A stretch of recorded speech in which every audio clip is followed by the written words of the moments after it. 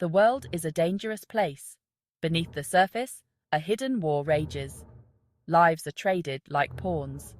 A world of espionage, deception, and high-stakes gambles. Their missions are perilous, their loyalties absolute. A mission so vital, it could reshape global power. At the heart of this daring operation stood Commander Rachel Morgan. Her resolve was unbreakable. Her mind held the mission's intricacies with clarity. Morgan was a master of strategy. She spent months planning Project Liftoff. Her team was an extension of her will, each member a vital cog in the mission. The fate of nations rested on their shoulders.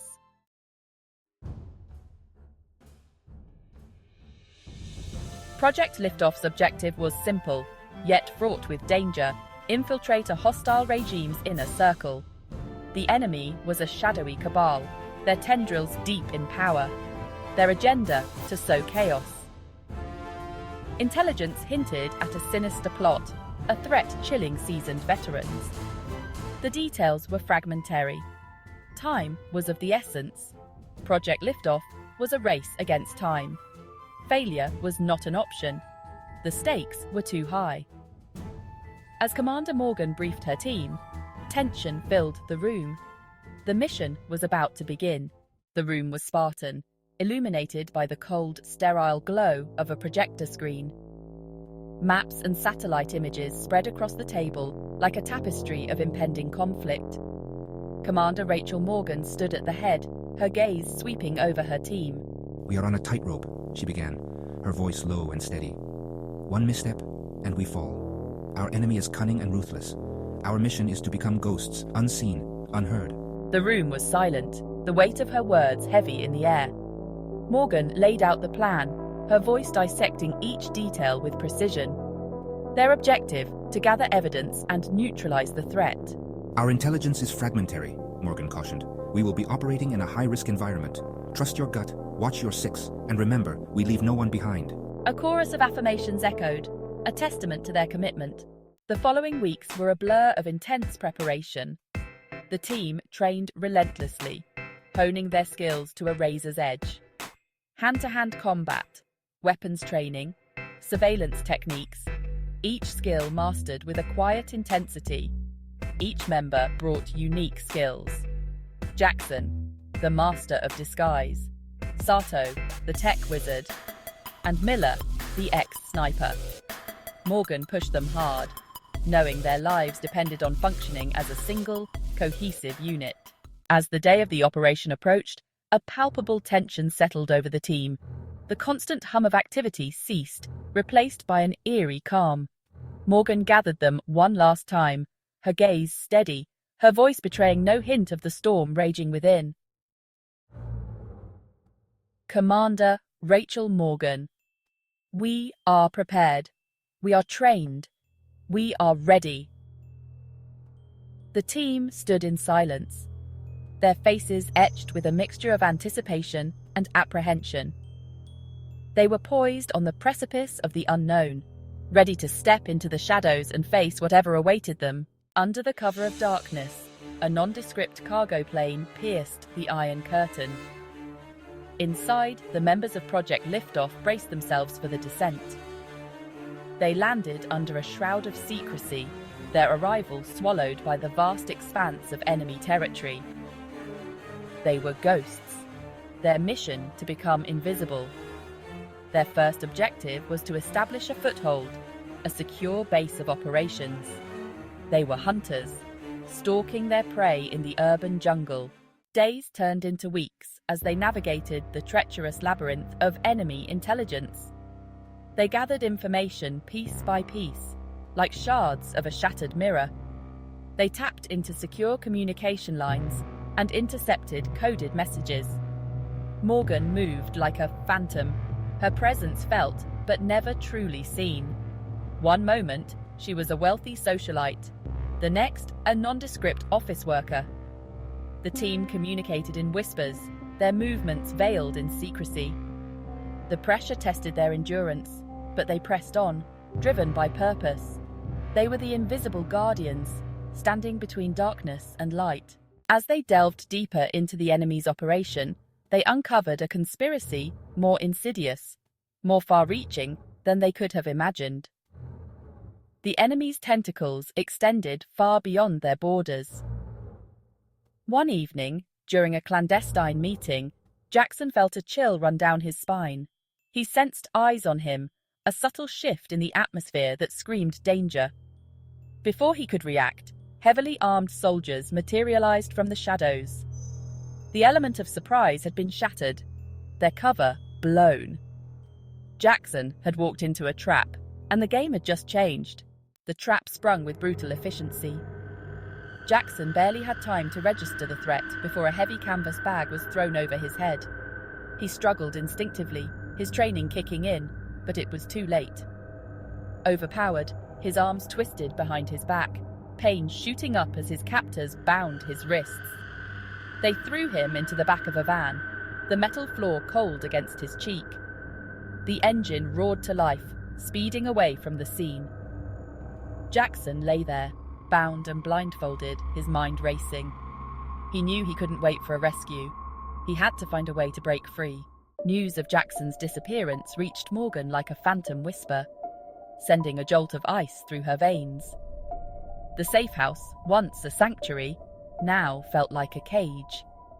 The walls seemed to close in, the air thick with unspoken tension.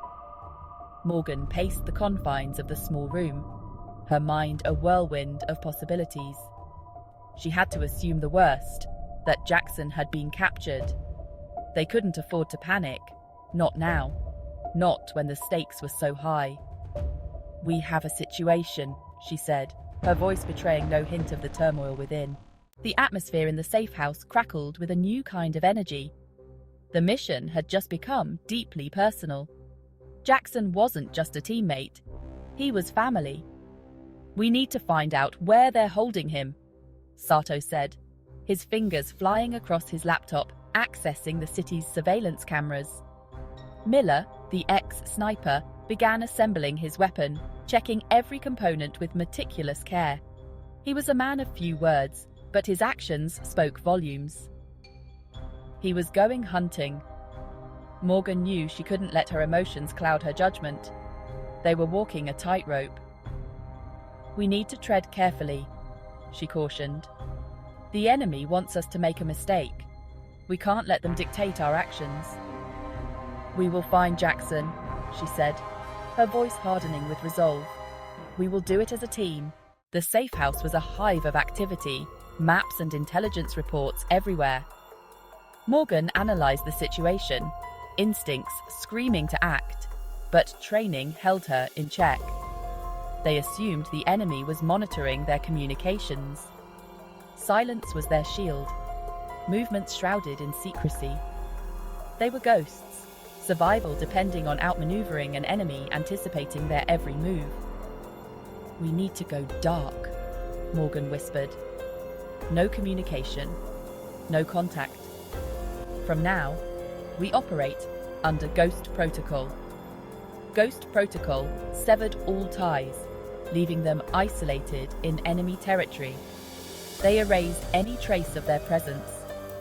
They moved like phantoms, swift and silent, faces masks of determination, stalking their prey in the concrete jungle.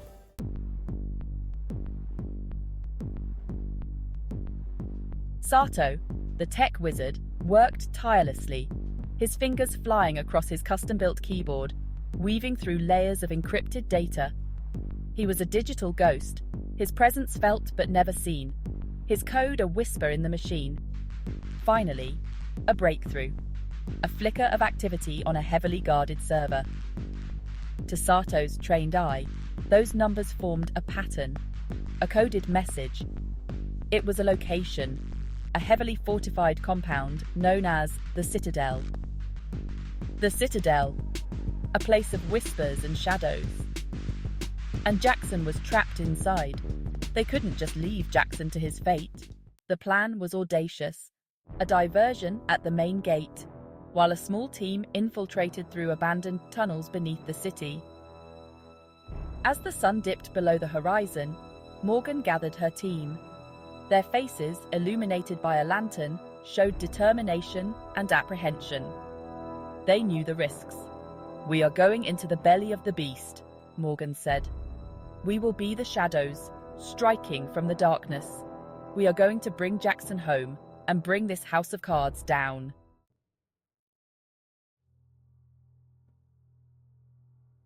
The night exploded in chaos.